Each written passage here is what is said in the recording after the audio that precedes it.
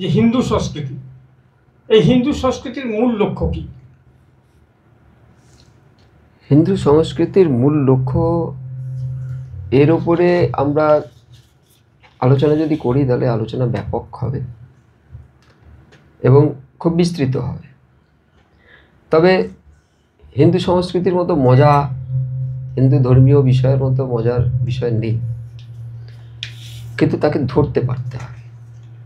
যেমন ধরুন, পুরাণ, অষ্টাদশ পুরাণ 4 লক্ষ শ্লোক, মহাভারত 1 লক্ষ শ্লোক, চতুর্বেদ বেদ 1 লক্ষ শ্লোক, এরপরে অসংখ্য প্রকরণ গ্রন্থ, ভাষ্য, সব কিছু হিসাব করলে বোধহয় সমুদ্রের মতো হয়ে যাবে। হিন্দু সমুদ্রের মতো। কিন্তু কার জন্য? যে যতক্ষণ না ধরতে পারবে ততক্ষণ তাকে বোঝাবার জন্য হিন্দু ধর্মের রসদের অভাব নেই, কিন্তু যে অল্প কথায় বুঝবে তার জন্য একটি শব্দ, ওঙ্কার, হিন্দু ধর্মের মূল লক্ষ্য। আরেকটু যে ওঙ্কারে বুঝতে পারলো না, তার জন্য আরেকটু 2-3টি শব্দ, যাকে বলা হয় মহাবাক্য, আরো সহজ করে তত্ত্বমসি, অহং ব্রহ্মাস্মি, প্রজ্ঞানং ব্রহ্ম, আয়মাত্মা ব্রহ্ম, এসব মহাবাক্য।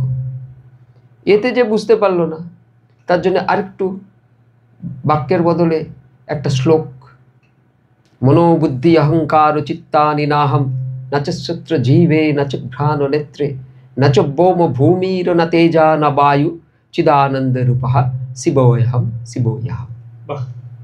তো এই হচ্ছে হিন্দু ধর্ম, যা এক কথাতেও বলা যায়, এক শব্দেও বোঝানো যায়, আবার বিস্তৃত শ্লোকের পর শ্লোক, লক্ষ লক্ষ শ্লোক দিয়ে বোঝানো হয়। কে কিভাবে নেবে তার জন্য সব রসদ তৈরি করা আছে, খালি ঘুরে দাঁড়াতে হবে।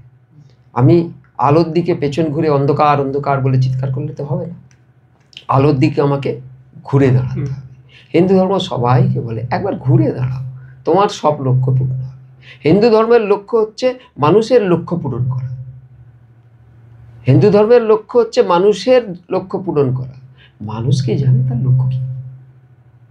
এই যে চারপাশে এত মানুষ ঘুরে বেড়াচ্ছে, তাকে যদি তুমি বেঁচে আছো কেন, তুমি জানো কারণটা কি? ধরুন আমি বাসের মধ্যে আছি, আমাকে যদি জিজ্ঞেস করে তুমি বাসে আছো কেন, আমি বলবো কি কারণে আছি, এখান থেকে এখানে যাও বলে উঠেছি। আমি কোনো বাড়িতে বসে আছি, যদি কেউ বলে তুমি এখানে এসেছো কেন, বসেছো কেন, না এটা আমার আত্মীয় বাড়ি, আমি এসেছি বসেছি, বা এটা আমার নিজের বাড়ি। আমি অফিসে বসে আছি, তুমি এখানে বসে আছো কেন, হয় আমি নিজে অফিসের কর্মী, আমি কোনো কাজ করছি, আমি বসে আছি, অথবা আমি কোনো অফিসের গ্রাহক, আমি এসেছি কোনো কাজের জন্য বসে আছি। আমরা সবাই জানি কোথায় কেন আছি, আমরা সবাই জানি, উদ্দেশ্য আছে, আমরা জানি। কিন্তু আমরা কি কেউ জানি যে আমরা এই পৃথিবীতে কেন আছি? জানি না, তো জানতে চাই না। মূল উদ্দেশ্য বা মূল লক্ষ্যটাকে আমরা জানি না। তা আমাদের হিন্দু ধর্মের লক্ষ্য হচ্ছে আমাকে আমার লক্ষ্য সম্পর্কে সচেতন করা, তারপর সেই লক্ষ্যে পৌঁছে দেওয়া। আচ্ছা সোমনাথবাবু, আপনি খুব সুন্দর করে বললেন হিন্দু সংস্কৃতির যে মূল লক্ষ্যটার কথা আপনি সেটা বললেন। আমি আপনার কাছে জিজ্ঞেস করবো যে পিতৃপক্ষ এবং দেবী পক্ষের কথা প্রথম যেটা দিয়ে শুরু করেছিলাম, যে পিতৃপক্ষটা কি এবং মহালয়ার তর্পণের সঙ্গে শ্রাদ্ধ অনুষ্ঠানের পার্থক্য কি? এটা অবশ্যই প্রশ্ন আছে এবং এটা অনেকে জানতেও চায়। তা আমি আমার মতো উত্তর দিচ্ছি। আমি জানি না যে আরো অনেক বিশারদ আছেন, শাস্ত্র বিশারদও আছেন, আমরা সহজভাবে মানুষের বোধগম্য করে উত্তর দেওয়ার চেষ্টা করছি। প্রথম কথা হচ্ছে যে শ্রদ্ধা থেকে শ্রাদ্ধ কথার উৎপত্তি, এটা আমরা সবাই কম বেশি জানি। পরিপূর্ণ শ্রদ্ধা নিয়ে পিতৃকুলের সন্তুষ্টি বিধানের উদ্দেশ্যে পরিপূর্ণ অনুষ্ঠানের নাম হচ্ছে শ্রাদ্ধ। মানে সেখানে শ্রদ্ধাও থাকবে পরিপূর্ণ, আর অনুষ্ঠানটা হবে যেমন যেমন বেদে বর্ণিত করা আছে সেইভাবে পরিপূর্ণ, তখন তা হলো শ্রাদ্ধ। এবার মজাটা কি, ধরে নেওয়া যায় যে হিন্দু মাত্রেই তার পূর্বপুরুষ বা পিতৃকুলের জন্য শ্রাদ্ধানুষ্ঠান করেই থাকেন, তবুও সুযোগ অনেকে হারাতেও পারে। এমন কেউ আছে যে সেই সুযোগ থেকে বঞ্চিত হয়েছে, তাই হিন্দুদের জন্য এক পক্ষকালের একটা স্পেশাল বোনাস টাইম দেওয়া হয়েছে। বোনাস টাইম হচ্ছে এই পিতৃপক্ষ। আচ্ছা যদি আমি ভুলে যাই, হ্যাঁ হ্যাঁ, যদি আমি মিস করে যাই, হ্যাঁ বা সেই সময়ে আমার ধরুন এরকম হতেই পারে যে ছেলের বাবার উপর কোনো কারণে একটা ক্ষোভ জন্মেছিল, তা যখন তার প্রকৃত রিচুয়ালটা পারিপার্শ্বিক বিভিন্ন কারণ থাকতে পারে হ্যাঁ। যে সেই সময়ে সে তার কর্তব্য করেনি, হ্যাঁ, কিন্তু পরবর্তীকালে সে বুঝতে পেরেছে নিজের ভুল, করা উচিত সে আমার। ওই জায়গা থেকে নিজেকে প্রায়শ্চিত্ত করে নিতে চায়, তার জন্য সুযোগ। তা এই যে সুযোগ শ্রাদ্ধানুষ্ঠান যখন করতে পারিনি তখন তার জন্য 15 দিনের একটা সময় দেওয়া হলো যে এর মধ্যে তুমি ওই ঘাটতি পূরণ করে নাও, তাকে স্মরণ করো, তাকে জল দাও এবং এইভাবে তর্পণ করে তোমার সম্পূর্ণ প্রায়শ্চিত্ত করে নাও। পিতৃপক্ষের শেষ দিনটা অমাবস্যা, আমরা সেদিন মহালয়া বলি, একে সর্বপিতৃ অমাবস্যা বলা হয়। আচ্ছা, ভূগোল এবং জ্যোতির্বিজ্ঞান অনুসারে এই পিতৃপক্ষ কি? আমরা যে শাস্ত্র পড়ি, সনাতন শাস্ত্র বা হিন্দু শাস্ত্র, এখান থেকে আমরা পাই যে সূর্যের উত্তর গোলার্ধ থেকে দক্ষিণ গোলার্ধে গমনের পবিত্র সময়কে পূর্বপুরুষদের সময় হিসাবে বিবেচনা করা হয়। পূর্বপুরুষদের তৃপ্তি প্রদানের জন্য এই সময়ে বিভিন্ন ধর্মীয় আচার অনুষ্ঠান করা হয়।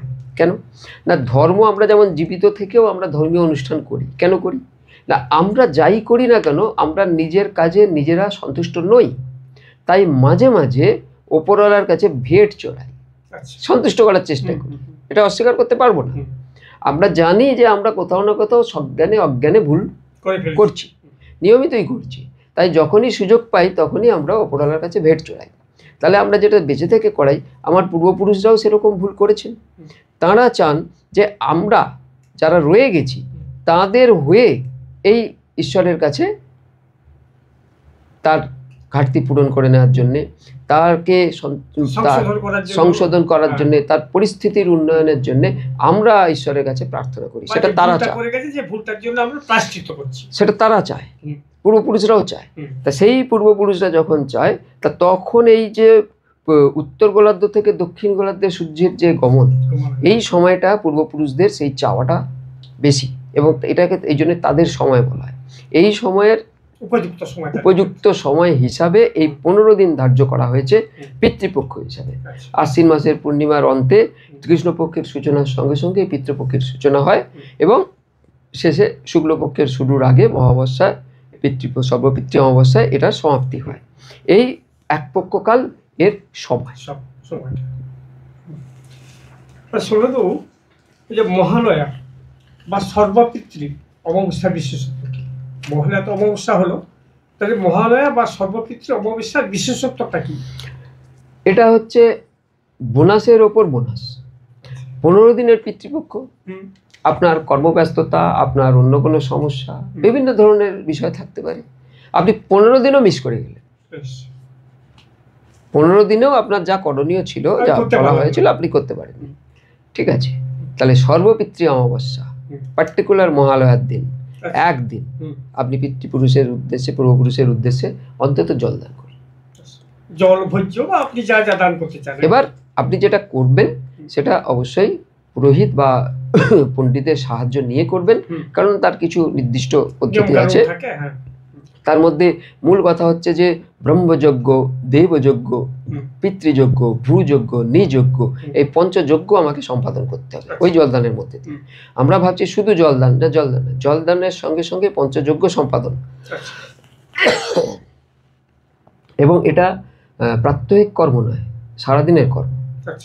প্রথম কাজ হচ্ছে জলদানটা করলাম, তারপরে সারাদিন আমাকে এই পঞ্চযজ্ঞ কিন্তু দায়িত্ব নিয়ে সম্পাদন করতে হবে। এই পঞ্চযজ্ঞ সমাধান সম্পূর্ণ হলে তবে তর্পণ সম্পূর্ণ হবে। আর তর্পণের সময়কালে কি হয় যে আমার বাবার নাম, বাবার বাবা, তাঁর বাবা, ওপর দিকে 3 জন, আবার নিচের দিকে আমি, আমার ছেলে, আমার নাতি, এই করে অন্তত, এটা সর্বনিম্ন, অন্তত 6 পুরুষের নামোচ্চারণের মধ্যে দিয়ে এই 6 পুরুষের মধ্যে সম্পর্ক স্থাপন করা হয়। অনেক সময় আমি আমার পূর্বপুরুষ 3 জন এবং অধঃপুরুষ 3 জন, এই 3 জনকে আমি যোগাযোগ সৃষ্টি করছি, অন্তত 6 জন। এবার যার পক্ষে সম্ভব আরো বেশি, তিনি হয়তো তার 12 পুরুষের নাম মনে রেখেছেন, হতে পারে, কিন্তু নিচের দিকে তো 3 পুরুষের বেশি কারোর খুব একটা থাকে না, তা ওপর দিকে 12 পুরুষ হতেই পারে, কিন্তু ন্যূনতম 6 পুরুষ এটা বলা হয়েছে। এবার ধরুন আমার আমার তো এখনো নাতি হয় নাই, হ্যাঁ, তা আমি যদি করতে যাই আমাকে ওপর দিকে 3 পরে চতুর্পুরুষের নাম হ্যাঁ, আমাকে বলতে হবে। হ্যাঁ, তা এইভাবে এটা অন্তত বলা আছে, হ্যাঁ। কারণ কি জাস্ট পূর্বপুরুষদের মধ্যে সম্পর্ক স্থাপন করা। আচ্ছা, আমি এক্ষেত্রে একটা আপনাকে প্রশ্ন করছি। আমি সাধারণত আমরা দেখি যে মহালয়ার দিন আপনি যে বললেন যে সর্পযজ্ঞ সারাদিন যে পঞ্চযজ্ঞের যে ব্যাপারটা আপনি বললেন, তো আমরা সাধারণভাবে আমি দেখেছি যে নদীতে, বিশেষ করে গঙ্গাতে বা আমাদের যে সমস্ত নদীগুলো আছে সেগুলো খুব প্রাতঃকালে গিয়ে সেগুলো সূর্য চান করছেন এবং সূর্য তর্পণ করছে, তাতে সারাদিন তো আর ক্রিয়াকর্মাদি নেই। না, তর্পণের পরবর্তী ক্রিয়াকর্মাদি ওই যে ব্রহ্মযজ্ঞ, নৃযজ্ঞ, হ্যাঁ, দেবযজ্ঞ, হ্যাঁ, হ্যাঁ, পিতৃযজ্ঞ, ভূযজ্ঞ, হ্যাঁ, আর এই যে পঞ্চযজ্ঞ, এই পঞ্চযজ্ঞ সম্পাদন করতে হবে। এবার আমি যখন তর্পণটা করলাম আমার পিতৃযজ্ঞ সম্পাদন হলো। আচ্ছা, ব্রহ্মযজ্ঞ হলো কি, তর্পণের আগে যে সূর্যে অর্ঘ্য দেওয়া হয়, পুজো করা হয়, এর মধ্যে দিয়ে ব্রহ্মযজ্ঞ কিছুটা হলো, আচ্ছা, দেবযজ্ঞ কিছুটা হলো। আচ্ছা, এইবার পরেরটা কি, পরেরটা হচ্ছে নৃযজ্ঞ। আচ্ছা, নৃ মানে রাজা, আচ্ছা, তার পূজা করতে হবে, তাকে সন্তুষ্ট করতে হবে, তাহলে কোথাও না কোথাও আমাকে দান করতে হবে। আচ্ছা, ব্রহ্মযজ্ঞের একটা অংশ হচ্ছে ব্রাহ্মণ ভোজন করাতে হবে। আচ্ছা, আর ভূতযজ্ঞ হচ্ছে ব্রাহ্মণ ভোজন যেমন করছি, ভূতযজ্ঞ মানে সমস্ত জীব, অর্থাৎ গাছে জল দেওয়া, গাছে জল দেওয়া, আচ্ছা, পোকা মাকড়, আপনি সবজি দোকানের সমস্ত সবজিগুলো যেগুলো বিক্রি হবে না সেগুলো নিয়ে এসে আপনি আপনার পাশাপাশি কোনো গরু বাঁধা আছে, আপনার নয়, আপনি তাকে খাওয়ান। আচ্ছা, ঠিক আছে, এলাকার দলিত সম্প্রদায় বা নিম্ন শ্রেণীর মানুষ যাদের অভাব আছে, আপনি চোখে দেখছেন, জানেন, হ্যাঁ, প্রাণী, কীট, পতঙ্গ, রক্ষ, যক্ষ, সবাইকে আপনি ভোজন করেন। আর ওই দিনে যেমন অম্বুবাচীর সময় মাটিতে আঘাত করবেন না, ওদিনেও কোনো গাছ কাটা, মাটি খোঁড়া, এগুলো অ্যাভয়েড করে। হ্যাঁ, এইভাবে এই সম্পূর্ণ যজ্ঞাদি সম্পাদনের মধ্যে দিয়ে পিতৃযজ্ঞই পরিপূর্ণ হলো, পূর্বপুরুষই সন্তুষ্ট হলো। কারণ পূর্বপুরুষ তো যখন নেই তখন সবেতেই তিনি আছেন, পূর্বপুরুষের অবস্থান সবেতে। আমরা জানি না যে আমাকে নজর করবার জন্য তিনি এসে আমার এলাকার একটি গাছে আশ্রয় করে আছেন কিনা, কিংবা কোনো প্রাণীদের আশ্রয় করে আছেন কিনা, আমরা কিন্তু জানি না। সুতরাং সবেতেই আমরা ধরে নেব সবেতেই আছে। সুতরাং আমরা সবেতেই ওই দিনকে মানে সবাইকে আমার আত্মীয় হিসাবে দেখব, ট্রিট করবার চেষ্টা করব। ঠিক আছে, তর্পণের কথা হলো, তর্পণ কিভাবে হবে? তর্পণ কিভাবে হবে? তর্পণ গঙ্গায় আগে স্নান করে শুদ্ধ হবেন 1 রাউন্ড, তারপর খালি গায়ে ধুতি পরিয়ে যেমন ভাবে করানো হয়। আঙুলে কি কোনো নিয়ম কানুন আছে যে যদি আমি জলে হাঁটু জলে দাঁড়িয়ে অনেকে তর্পণ করে, সেখানে সেই ভিজা বস্ত্র বা যদি আমি এটা শুনেছি যে ব্রাহ্মণ যারা করে বা আমিও নিজেও কবার যাই বা প্রতিবারে গিয়ে থাকি, যে ওনারা বলেন যে যদি তুমি নদীতে দাঁড়িয়ে হাঁটু জলে দাঁড়িয়ে তুমি স্নান করো, তাহলে তোমার ওই যে ভেজা কাপড় ওগুলো আর পরিবর্তনের দরকার নেই, ওই ভেজা কাপড় অবস্থাতেই তুমি ওইখানে তর্পণ করো। কিন্তু তুমি যদি নদী থেকে বা পুকুর থেকে উঠে আসো জলে, তাহলে কিন্তু ওকে শুকনো বস্ত্র পরতে হবে। এটা তো তাদের বিধান বলে আর কি। এ বিষয়ে আমি ছোট্ট কথা বলি। শ্রাদ্ধাদি কর্মের সময় স্নান করে শুদ্ধ বস্ত্র করে শ্রাদ্ধ করতে হয়, কারণ শ্রাদ্ধাদি কর্মটা হচ্ছে পরিপূর্ণ অনুষ্ঠান। আগে শুরুতে বলেছিলাম, তর্পণটা কিন্তু সংক্ষিপ্ত আকারে হচ্ছে, সংক্ষিপ্ত আকারে হচ্ছে। এখন আপনি যদি যতক্ষণ জলে আছেন, জলকে তো জলে যখনই পাঠ শুরু হচ্ছে তখন কিন্তু আমরা জলকে জল শুদ্ধি করে করছি। সুতরাং জল গঙ্গা জল, জল গঙ্গা জল। এইখানে দাঁড়িয়ে যখন আছেন তখন আপনার শুদ্ধতা নিয়ে আর কোনো প্রশ্ন নেই। এই অবস্থায় আপনি যখন তর্পণ করছেন, বরঞ্চ আপনি উঠে শুদ্ধ পোশাক পরলে তখন সেটা অ্যাডজাস্ট হবে না, বরঞ্চ ওই সময়ের মধ্যে আপনার আসলে গঙ্গায় ডুব দেওয়ার সঙ্গে সঙ্গে আপনার ভেতরে আত্মিক পবিত্রতা এসেছে, সেই পবিত্র অবস্থাতে আপনি কাজটা সম্পন্ন করে নেওয়াই ভালো।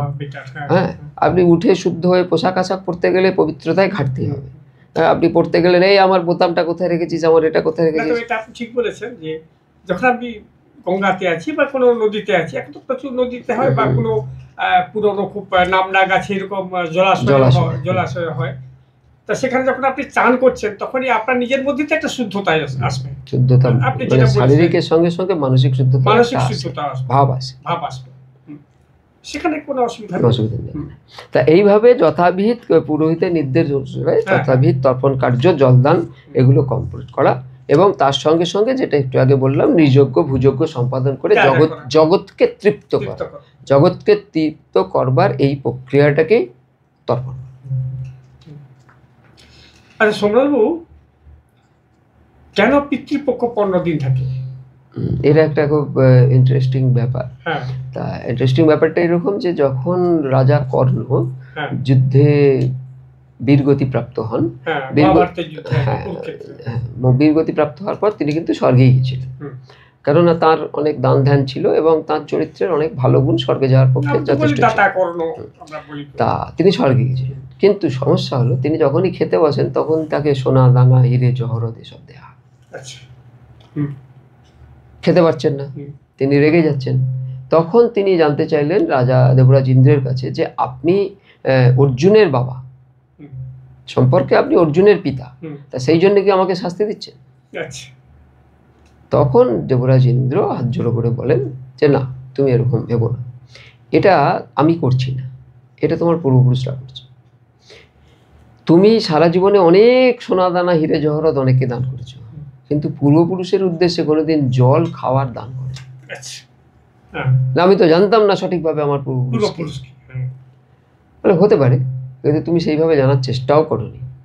তুমি যতটা ওর দুর্যোধনের প্রতি তোমার মিত্রতা, হুম। আনুগত্য। আনুগত্য দেখাবার জন্য চেষ্টা করে গেছো, হুম। যতটা অর্জুনের প্রতি তোমার শত্রুতা, হুম। বা বিদ্বেষ তুমি যত প্রকাশ বিদ্বেষ। করেছো। হ্যাঁ। প্রকাশ শুধু নয়, তাকে স্থায়ী করে রেখেছো, হুম। তোমার পূর্বপুরুষের খোঁজে তুমি তার জন্য কিছুই করোনি, সেই অংশমাত্রও করোনি। করো। এর ফলে পূর্বপুরুষই তোমার এই খাদ্যকে সোনা দানা হিরে জহরতে রূপান্তরিত করে দিচ্ছেন। আচ্ছা। তখন ইন্দ্রের কাছে কর্ণ জানতে চাইলেন যে তাহলে আমি আর উপায় কি, এখন তো আমি জানি আমার পূর্বপুরুষকে, হুম। আমার উপায় কি? তখন ইন্দ্র বললেন তোমাকে আরেকবার মর্তে যেতে হবে, আচ্ছা।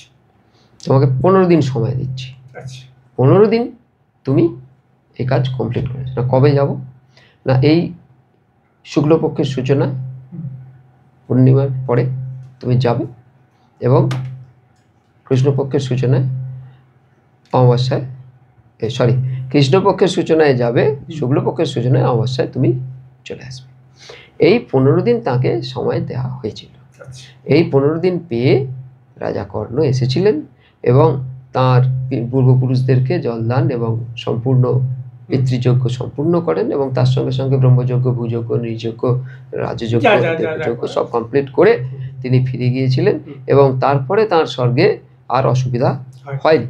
এবং তারপর থেকে এই 15 দিন সময়ই পিতৃপক্ষ হিসেবে আমরা ধার্য পালন করা হয়। করে এসেছি। আচ্ছা, পিতৃপক্ষের এই 15 দিন সময় কি কি করণীয় করতে হবে? এইটা মূল। হ্যাঁ। শাস্ত্র কাহিনী কথা, প্রচলিত কথা, হুম। এসব অনেক থাকবে, হুম। মূল জায়গাগুলো আমাদের ধরতে হবে। দেখতে হবে। 15 দিনে আমার কি করণীয়, হুম। খুব সম্পর্কে বলি হুম। যে শ্রদ্ধা, পিতৃপুরুষদের শ্রদ্ধা স্মরণ চিন্তনের পাশাপাশি পিতৃপুরুষের তৃপ্তির জন্য তর্পণকে যেমন আমরা গুরুত্ব দেব, তেমন দেবযান পিতৃযানে ভ্রাম্যমান পিতৃপুরুষদের সঙ্গে সংযোগ স্থাপন, পরিবারের নতুন সদস্যদের সঙ্গে আলাপন এবং সকলের জন্য পিতৃপুরুষদের আশীর্বাদ সংগ্রহের সুযোগ রাখতে হবে। আচ্ছা। অর্থাৎ বাড়িতে যেন ওই 3 পুরুষের ছবি থাকে, আচ্ছা। যাদেরকে আমার পরবর্তী যে পুরুষরা রয়েছে হুম। তারা দেখবে, চিনবে এবং শ্রদ্ধা সঙ্গে স্মরণ করবে। ঠিক আছে?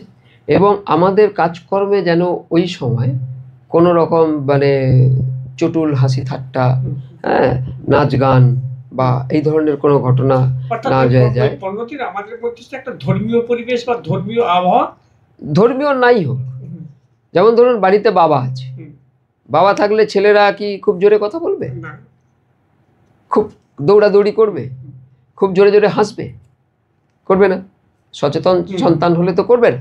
ব্যাপারটা এইরকম।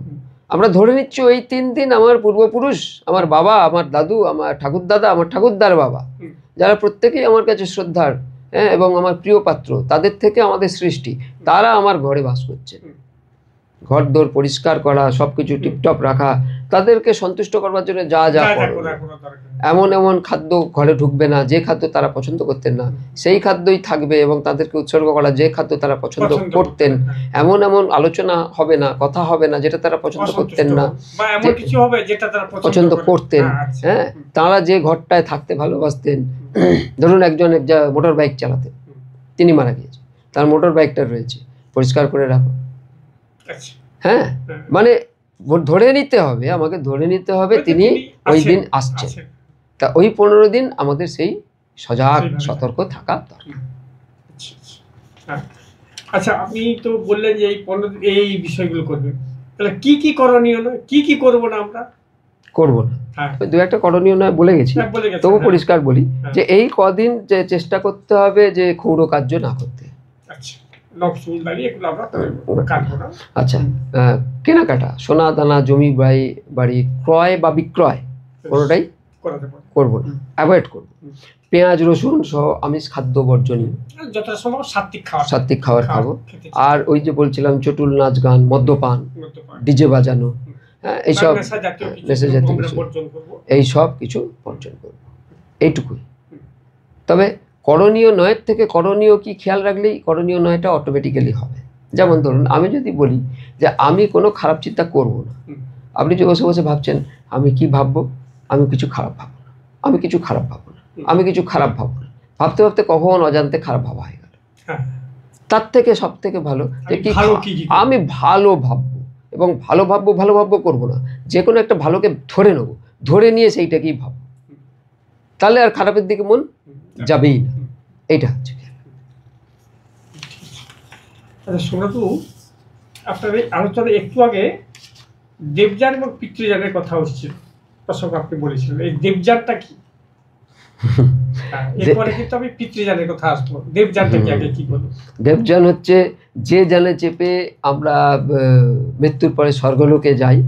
হ্যাঁ, যে বিষয়টা খেয়াল রাখতে হবে যে দেবযান এমন যান যে স্বর্গে সে নিয়েও যায়, ফিরিয়েও নিয়ে আসে। আচ্ছা, দেবযান মানে এইটা হবে দেবতারা যে যান ব্যবহার না, দেবযান হচ্ছে আমাদের জন্য, আমাদেরকে স্বর্গে নিয়ে যাওয়ার জন্য যে যান, সেটাই দেবযান। হ্যাঁ, মৃত্যুর পরে।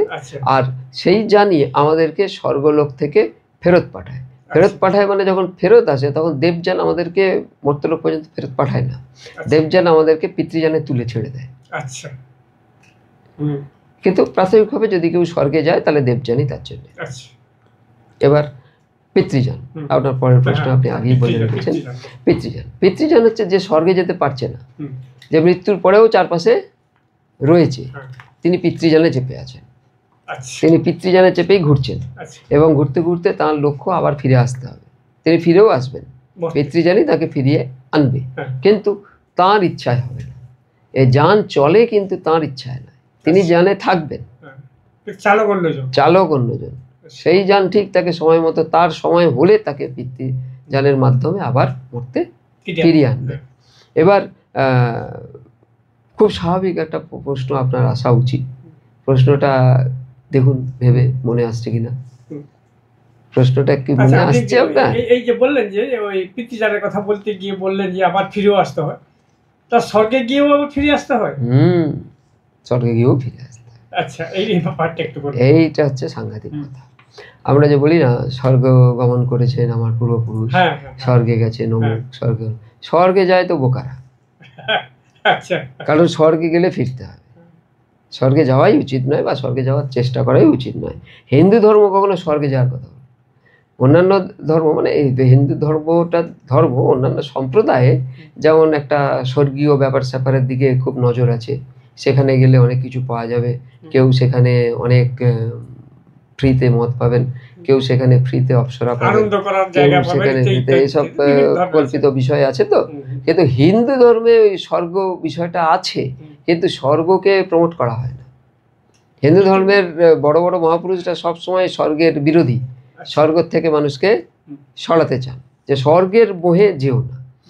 কেন না, ধরুন পুণ্য ক্ষয়, পুণ্যের জোরে তো আপনি স্বর্গে যাবেন, পুণ্য ক্ষয় হলে তো আপনাকে ফিরতেই হবে, কারণ পুণ্য তো একসময় ক্ষয় হবেই। শ্রীমদ্ ভগবদ্গীতার 9ম অধ্যায় রাজবিদ্যা যোগ বলে আছে, সেখানে ভগবান স্বয়ং বলছে তে তং ভক্তবা স্বর্গলোকং বিশালং ক্ষীণে পুণ্যে মর্তলোকং বিশন্তি আচ্ছা এবং ত্রয়ী ধর্ম প্রপন্না গতাগতং কাম কামা লভন্তে। নবম অধ্যায় 21 নম্বর শ্লোক। আচ্ছা তা তিনি বলছেন যে তাঁরা সেই বিপুল স্বর্গসুখ ভোগ করে পুণ্যকে ক্ষয় করে মর্তলোকে ফিরে আসে। কে বলছেন? স্বয়ং ভগবান।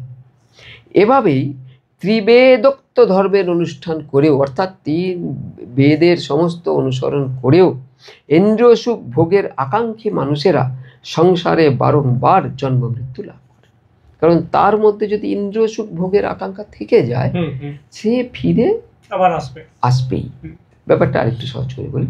ধরুন আপনি ব্যাংকে অনেক টাকা রেখে দিয়েছেন, এবার আপনার এখন সব চালু হয়েছে না, অ্যাপ ট্যাপ আছে, মোবাইলের মধ্যে দিয়েই আপনি এখান যাচ্ছেন ওখান যাচ্ছেন, এ খাচ্ছেন সে খাচ্ছেন, খরচা করেই যাচ্ছেন। একদিন তো যত টাকাই থাক একদিন তো ফুরবেই। অবশ্যই যখন ফুরবে তখন আপনি আর মনের মতো যা করছিলেন করতে পারবেন না। তখন আপনি সেই মনের মতো যা করছিলেন করতে গেলে, আপনাকে পেতে গেলে কি করতে হবে? আপনাকে আবার টাকা রোজগার করতে হবে। টাকা রোজগার করতে গেলে আপনাকে আবার কর্মভূমিতে নামতে হবে না? এতদিন যেমন ব্যাংকের টাকার জোরে কর্মভূমি থেকে নিজেকে দূরে রেখে আপনি শুধু সুখ ভোগ করছিলেন, টাকা ফুরিয়ে গেলে আপনাকে কর্মভূমিতে আসতে হলো না? স্বর্গ ঠিক সেই রকম। আরো একটু সহজ করে আরেকটা উদাহরণ দিচ্ছি। ধরুন আপনার অনেক টাকা আছে, আপনি সেই টাকাকে নিয়ে একটা বড় হোটেলে চলে গেলেন। হোটেলে বললেন আমি এখানে থাকবো, এই তোমাকে এত 1000 কোটি টাকা জমা রেখে দিলাম, আমার যেন কোনো অসুবিধা না। ওটা বললো জি হুজুর। সেখানে সুইমিং পুলে সুইমিং থেকে ড্যান্সিং বারে ড্যান্সিং, বিলেতি মদ্যদ্রব্য থেকে যা খুশি যা যা উপকরণ সবই করছেন। কিন্তু করতে করতে করতে করতে করতে যা যত থাক না কেন ফুরবেই। অবশ্যই সঞ্চয় হলে ফুরবে। যখন ফুরবে, যেই ফুরিয়ে যাবে, আপনি জল চেয়েছেন হোটেলে, জলটাও আপনাকে দেবে না। যা আপনার যা রাখা ছিল সব শেষ। এই জলটার দামও ওই হোটেলের বিচারে 100 টাকা কি 200 টাকা কি 250 টাকা, ব্যাস, ওটাও আপনাকে আর দেওয়া যাবে না। স্বর্গ ঠিক তাই। স্বর্গে যখন পুণ্যের জোরে আমি যাব, আমার পুণ্য ক্ষয় হলে আমি হয়তো বসে কোনো নাচ দেখছি, অপ্সরা নাচছে, পুণ্য ক্ষয় হয়ে গেছে, নাচটা চলছে, শেষ হয়নি, আমি ওইখান থেকে ঠিকরে চলে যাব অন্য জায়গায়। ওই নাচের পরের যে তাল, ওই তালটা দেখতেও পুণ্য লাগে, সেই পুণ্যও তোমার নেই, যাও। তাই এই স্বর্গে যাওয়া কি উচিত? হিন্দু ধর্ম এই জন্যে স্বর্গ থেকে মানুষকে সরিয়ে দেয়, যে স্বর্গের মোহে যেও না। আচ্ছা শুনুন, ওই যে স্বর্গের কথা হলো, আপনি একটু বললেন না, হোটেল টাকার কথা বললেন, যতক্ষণ আছে ততক্ষণ আপনি ভোগ করবেন, বা পুণ্যের কথা বললেন যে যতক্ষণ এই যে পুণ্য করছেন ততক্ষণ আপনার পুণ্যটা যতক্ষণ না পর্যন্ত শেষ হচ্ছে ততক্ষণ আপনি ভোগ করেন। তাহলে আপনি আমাকে বলবেন যে টাকা বা পুণ্য এই কোথা থেকে বা কিভাবে অর্জন করবো আমরা? মৃত্যুর পরে টাকা পুণ্য রোজগার করবার জন্যে যেটা করতে হবে সেটা হচ্ছে কর্ম, জাগতিক কর্ম করতে হবে। এবার কর্ম কোথায় হবে? মর্তভূমি হলো জীবের একমাত্র কর্মভূমি। আমরা যেখানে আছি এটাই মর্তভূমি। একটু আগে বলছিলাম যে আমাদের এখানে আছি কেন? এখানে আছি তার কারণ আমার কর্ম সম্পূর্ণ হয়নি। এখনো আবার প্রশ্ন এসে যায় কোন কর্ম, সেটা আজকের আলোচনার বিষয়ে আমি এখন বিষয়ে বলবো না, কিন্তু এখানে আছি আমার কর্ম সম্পূর্ণ হয়নি। যতক্ষণ না সম্পূর্ণ হচ্ছে আমাকে বারবার ওই যে বললাম, নাচ দেখতে দেখতে ওখান থেকে ঘাড় ধাক্কা দিয়ে বের করে দেবে, যা গিয়ে কর্ম সম্পূর্ণ করে আমাকে এখানে আসতে। এই হলো মর্তভূমি। লক্ষ্যে অসফল জীবকে পুনরায় কর্ম করতে মর্তলোকে ফিরতেই হবে। গাছের পুষ্টি যেমন দিনের বেলা সূর্যালোকে হয়, তেমনি গাছের ফসলের পুষ্টি, শস্যের পুষ্টি হয় রাত্রেবেলা চন্দ্রালোকে। এটা আমাদের শাস্ত্র মতে বলে, বিজ্ঞান মানে কিছুটা। স্বর্গলোকের অস্থায়ী সুখভোগের কারণে মানুষের যখন পুণ্য ক্ষয় হয় তখন সেই সূক্ষ্ম শরীর নির্দিষ্ট নিয়মে চন্দ্রজ্যোতির মধ্যে দিয়ে প্রথমে খাদ্যশস্যে পৌঁছায়। আচ্ছা, কোথায় পৌঁছায়? খাদ্যশস্য। খাদ্যশস্যে পৌঁছায়। এই যে খাদ্যশস্যে পৌঁছলো, সেখান থেকে বাস্তুতন্ত্রে, আমরা জানি ইংরেজিতে ইকোসিস্টেম বলে, অন্য প্রাণীদের মধ্যে দিয়ে ভক্ষণ প্রক্রিয়ার মধ্যে দিয়ে মর্তালোকের নির্দিষ্ট জীবের শরীরে সে পৌঁছায়। এরপর সেই শরীরে, সূক্ষ্ম শরীরে প্রথমে রক্ত, পরে বীর্যে পরিণত হয়। তারপরে প্রাকৃতিক নিয়মে নতুন স্থূল শরীর প্রাপ্ত হয়ে এই আমি আমার পুনঃসৃষ্টি সম্পূর্ণ হয় এবং বিভিন্নভাবে রূপান্তরিত হতে হতে পুনঃসৃষ্টি সম্পূর্ণ হলো, আমি মর্তভূমিতে আবার কর্ম করার যোগ্যতায় আসি। আচ্ছা, মৃত্যুর পরে আবার কি করে কর্ম হবে? আমি তো মারা গেলাম, ওইটাই তো বললাম, এইটা বললেন যে আমরা এইভাবে কর্ম করার যোগ্যতায় বিভিন্ন প্রক্রিয়ার মাধ্যমে দিয়ে আবার আমরা ফিরবো। আচ্ছা, এটা আর একটু ক্লিয়ার করুন। একদম পরিষ্কার বিষয়। ভগবত চিন্তাবিহীন মন, যে মন ভগবান চিন্তা করছে না, এই মন ইন্দ্রিয়যুক্ত হয়ে অশুদ্ধ আত্মা বিভিন্ন স্থানে পুনরায় কর্মের মধ্য দিয়েই কর্মের বন্ধন থেকে মুক্ত হওয়ার সুযোগ নিয়ে মর্তলোকে পৌঁছায়। তাহলে এবার বলা হয়ে গেল যে আমাদের লক্ষ্যটা কি? আমাদের লক্ষ্য হচ্ছে চিন্তায় ভগবানকে নিয়ে আসা। আমরা যখনই ভগবানের চিন্তা থেকে অন্য জায়গায় চলে যাব, ডিস্ট্র্যাক্টেড হব, তখনই আমার কর্ম অসম্পূর্ণ। ভগবানের চিন্তা সবসময় মনে, ভগবানের চিন্তা থাকলে কর্ম সম্পূর্ণ। এই যখনই ভগবানের চিন্তা বাধাপ্রাপ্ত হচ্ছে, অর্থাৎ আমার ইন্দ্রিয় ভগবানের চিন্তা থেকে আমি তখন বিচ্যুত হচ্ছি, তার মানে আমার ইন্দ্রিয় এখনো বিভিন্ন দিকে ধাবিত হচ্ছে, আমি বাধাপ্রাপ্ত হচ্ছি। তাকে কর্ম সম্পূর্ণ করতে ফিরতেই হবে। যে কর্ম করলে আমার চিন্তা সম্পূর্ণ ভগবানে আকৃষ্ট থাকবে, আর কিছুতে আকৃষ্ট হবে না, সেই কর্ম।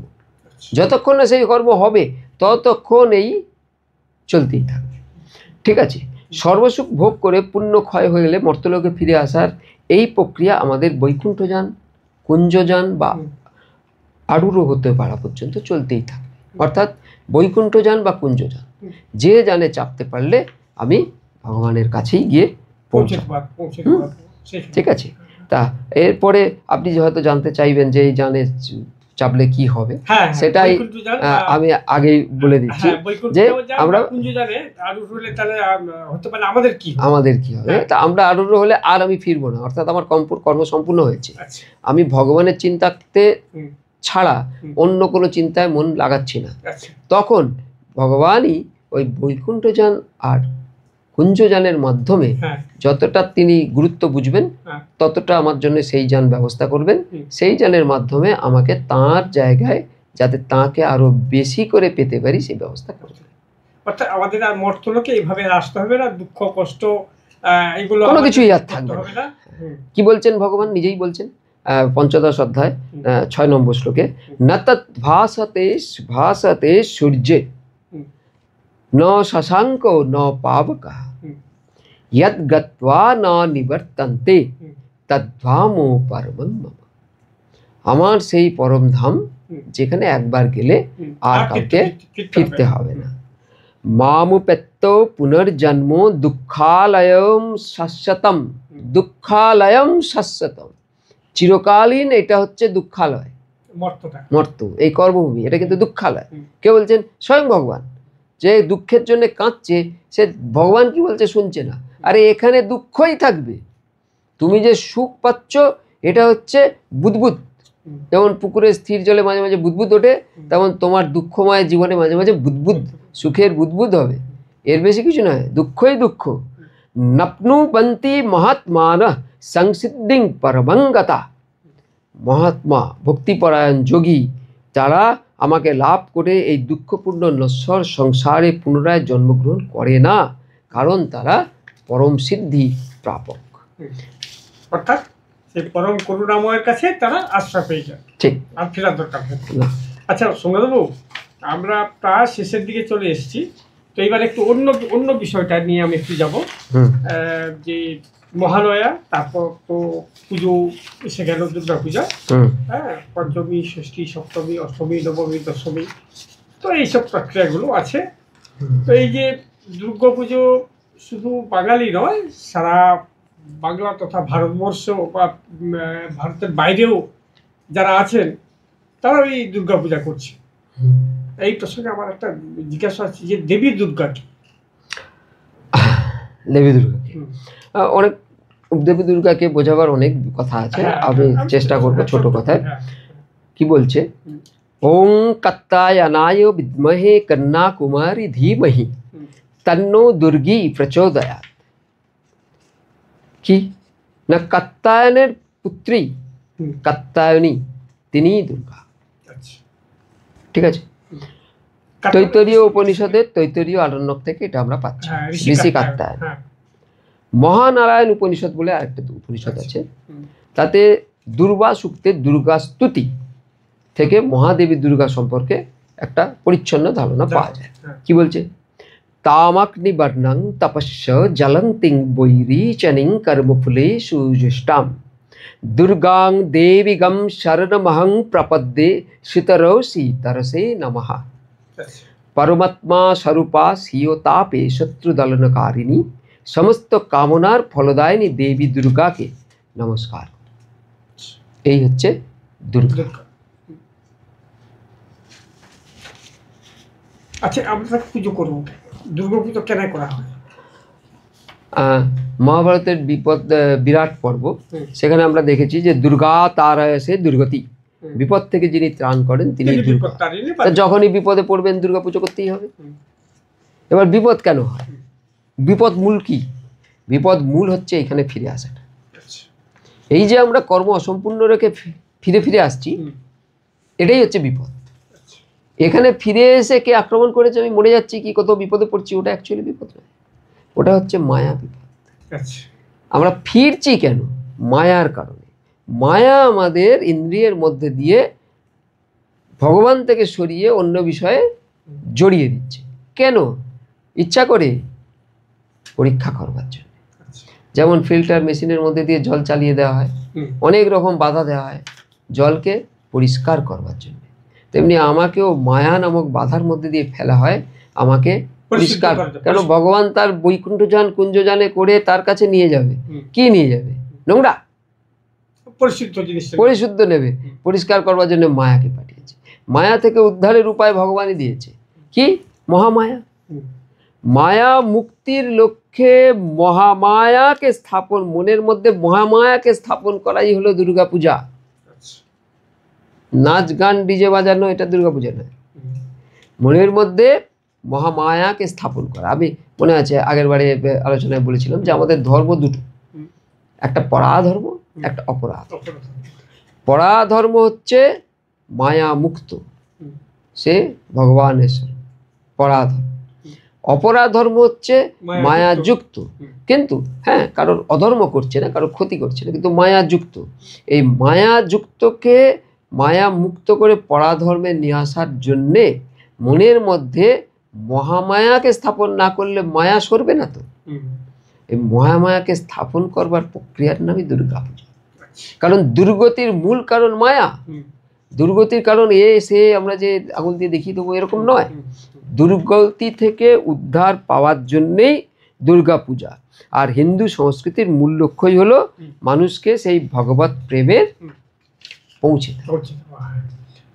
সোনারু, সব শেষে একটু ছোট্ট করে আপনার কাছে অনুরোধ করবো যে আমরা প্রথমে যেটা দিয়ে শুরু করছিলাম যে হিন্দু সংস্কৃতির মূল লক্ষ্য কি, তো এই হিন্দু সংস্কৃতির মূল লক্ষ্যটাকে যদি আপনি আর একটু ছোট্ট করে আরেকবার পড়েন। ওই যে বললাম, হ্যাঁ, ভগবত প্রেমে মানুষকে পৌঁছে দেওয়া। আগে বলেছি ভগবানের চিন্তাই হচ্ছে আমার একমাত্র কর্ম, ভগবত প্রেম। দেখুন, ধর্ম আর তথাকথিত প্রচলিত সাম্প্রদায়িক ধর্মের মধ্যে তফাৎ কি? ধর্ম হচ্ছে একমাত্র কি না, যা আমাকে আমার নিয়ন্ত্রক, আমার প্রভু, আমার মালিক, যে ভাষায় বলি না কেন, তার কাছে পৌঁছে দেবে, একদম তার স্মরণে রেখে দেবে, যাতে আমি কোনো সমস্যায় পড়বো না। কারণ আমি আর তার মধ্যে কোনো তফাৎ নেই। হিন্দু ধর্মে মজার বিষয় হচ্ছে পরিষ্কার ভগবানবিহীন হিন্দু ধর্ম আছে, ভগবান যুক্ত হিন্দু ধর্ম আছে। পৃথিবীতে আর কোনো ধর্ম ভগবানবিহীন ভগবান যুক্ত নয়। এমনকি জ্ঞানী পুরুষদের যে ধর্ম, সেই ধর্ম কিভাবে শুরু হয়? নিজেকে থেকে, আমি কি। কারণ আমি অন্য সব কিছুকে অস্বীকার করতে পারি, আমাকে তো অস্বীকার করতে পারি না। আমার চিন্তা, আমার ভাবনা, আমি কোথা থেকে এলাম, এইখান থেকে শুরু হয়। আমার লক্ষ্য কি? এই যে অন্য ধর্ম, হিন্দু ধর্মে এটা আগে এসছে। হিন্দু ধর্মে সাংখ্য বলে একটা বিশেষ জায়গা আছে। এই সাংখ্যটা কি? আত্মানুসন্ধান। এখানে ভগবান নেই, কি আছে? আত্মানুসন্ধান। ভগবান এখানে যে ধর্ম করছে সেই ধর্মে ভগবান নেই, মাইনাস, কিন্তু নিজেকে খুঁজছে, আত্মানুসন্ধান। আমি কে, কিভাবে, এটা কোথায় আছে? প্রথম কোথায় পেয়েছি আমরা? হিন্দু ধর্মেই। হিন্দু ধর্মেই সাংখ্য। কপিল মুনিকে, সাংখ্য দর্শনের প্রবক্তা কপিল মুনিকে আমরা পুজো করি না? সাংখ্য দর্শন বলছে ভগবানের দরকার নেই, তুমি নিজেকে জানো। আর কপিল মুনিকে আমরা ভগবান বলে পুজো করি না? করি না? তাহলে কি হলো? আমাদের রুচি অনুযায়ী সবাইকে আমরা ভগবান বানাচ্ছি, তাতে কোনো ক্ষতি নেই। কিন্তু প্রয়োজনটা কি? বানাও, ভগবান বানাও, পূজা করো, সব কিছু করো, কিন্তু তার মূল কথাটাকে ধরো। সাংখ্য দর্শন কজন জানি? গঙ্গাসাগর মেলায় যারা ভিড় করি তার কতজন সাংখ্য দর্শন জানি? শ্রীমদ্ ভাগবতের 3য় অধ্যায় পড়লে সাংখ্য দর্শনের দিশা পাওয়া যায়। সেখানে স্বয়ং কপিল মুনি তার মা দেবহূতিকে সাংখ্য দর্শন বোঝাচ্ছে, কিন্তু সাংখ্য দর্শনের সঙ্গে সঙ্গে সেই কপিল মুনি কিন্তু ভগবান বোঝাচ্ছে। তার মানে কি? সব সঙ্গে সব যুক্ত, ভগবানকে বাদ দিয়ে কিছু হবে না। ভগবানকে বাদ দিয়ে যা হচ্ছে তাও শেষকালে ভগবানে গিয়ে যুক্ত হচ্ছে। যেমন ধরুন বৌদ্ধরা কি ভগবান আছে ওখানে? ওখানে কোনো ভগবানের কথা বলা হয়? মহানির্বাণ, মহামুক্তি মানে কি? হারিয়ে যাও, ভগবান নেই, আত্মদর্শন করো, আত্মদর্শন করো, আত্মদর্শনের মধ্যে দিয়ে চলো। তার মানে সেখানে ভগবান মাইনাস। আরেক রকম ধর্ম আছে, তারা হয়তো ভগবান টার্মটা ইউজ করে না, কিন্তু তাদের হচ্ছে ভগবানই আছে, ওটাই সব। তারা কেউ কিছু বোঝে না, কেউ কিছু জানে না, ওইটাই সব।